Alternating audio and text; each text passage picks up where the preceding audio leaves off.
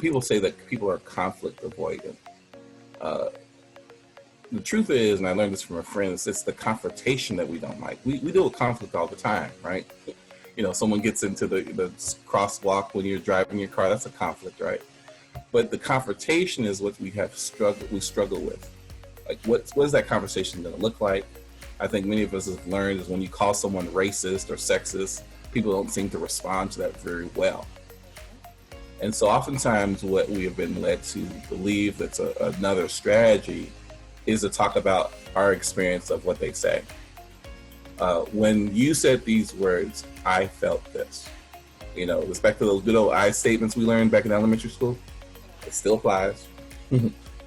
But what you're trying to do is parse out the part that's yours and your experience of those words or those behaviors and calling them out in a way that feels, because we're wanting to avoid attacking people.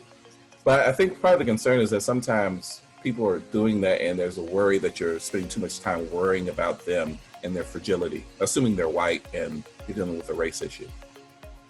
But even if you're dealing with men and their fragility, there's concern that you don't want to placate them or play soft gloves with them, and sometimes they just need to be called out. But one of the things I'm aware of, and I think many of you people who are here are aware of it, there's a power dynamic you're dealing with, right? I remember when I had a supervisor, I was an intern, and he said, "What's up, boy?" I just froze. I mean, generally who I am is I'm from Fifth Ward, I'm from the Nickel, I'm gonna bust you in your mouth. That's the first part of my brain. But I am trying to be a professional who is in school, trying to become a doctor. I need to come up with another language. And eventually in that situation happens that he corrected himself and he came back and apologized.